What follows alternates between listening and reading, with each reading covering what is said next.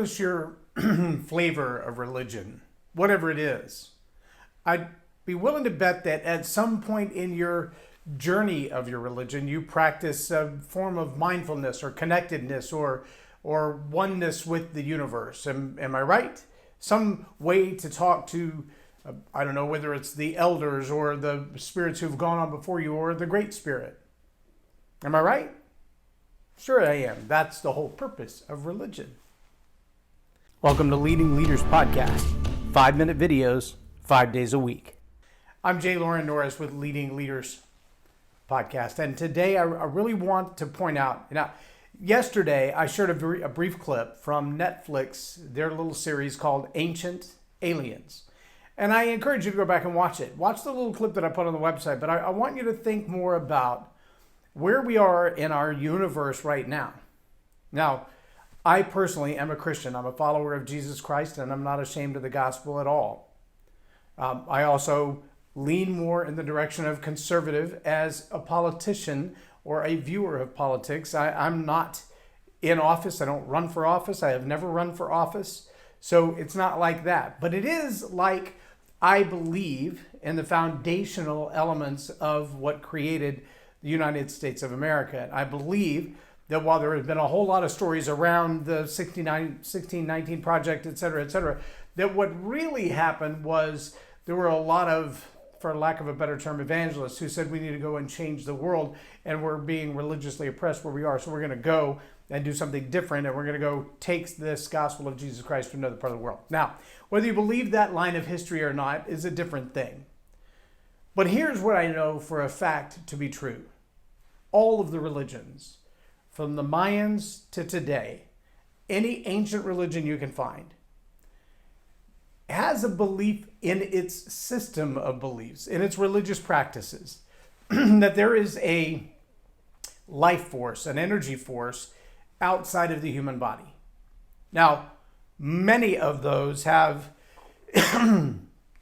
gods with a little g that are the carriers of that life force, or that transport that life force back and forth between humans on the earth and wherever this cosmic body resides. That may be the sun, the moon, the stars, life. There are thousands, maybe millions of names for the gods with a little g who are the carriers or the communicators. Some even believe those are actually ancient aliens. And there's some really peculiar things that you see when you look back in the history of humans 3, 4, 5,000 years or more, that there were things that look like only technology that we have not yet discovered could have accomplished them. Like the carving and moving of stones that are 6 or 7 tons. If you just ask a structural engineer or a civil engineer, how would you, if I today told you I want to move a slab out of that mountain, cut it to look like this in that size and that shape, and move it from there up there 9,000 feet in the air, the engineer would give you some estimation in the billions of dollars, even with the technology we have today, to laser cut from the stone, to put it on a tractor to move it, because nothing can move 7 tons without some kind of roadway. You'd have to build a system and suspend some bridges, and then you've got to have massive equipment to get it up the hill. And that's a huge undertaking, and yet they've been in place for 3,000 or 4,000 years. How does that happen? So there are some evidences that make you scratch your head and go, how did they do that? But here's something that I know for a fact. There's a reason that certain organizations and religions want to destroy artifacts. Let that settle in for a minute. There's a reason that artifacts and monuments and historical sites are targeted for destruction. Look at the work of ISIS all throughout the Middle East, and what you'll see is every site that has a biblical reference, they've worked really hard. Temples, sanctuaries, and any religion that is not their own, they've tried to destroy the history of it so nobody can look back on it and go, oh, that's what we knew. And there are things even today that through the course of human history, the knowledge, the technology has been there before, but it's been lost. Historically, from a biblical standpoint, that would be the Tower of Babel, just as one example. But over and over and over, there are technological representations of things that have been accomplished, but we don't know how to do them now. That's because we've lost history. Well, here's one other diametrically opposed attack against religion and historical religious beliefs. And that is the understanding that we all, in some way, have a connection to the life and the forces of life outside of our personal selves.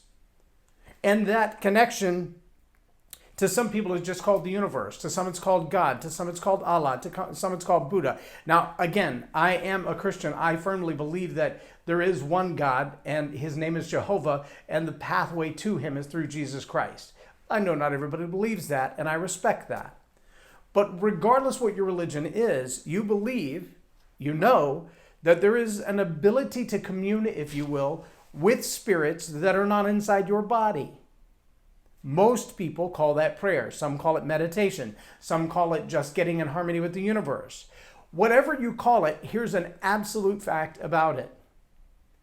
The energy created by that practice is measurable.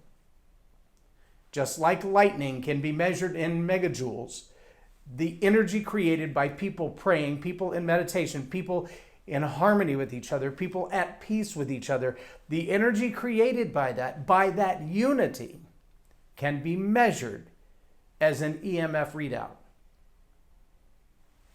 Let that one settle in for a minute. What else gives EMF readouts? I don't know, your cell phone does.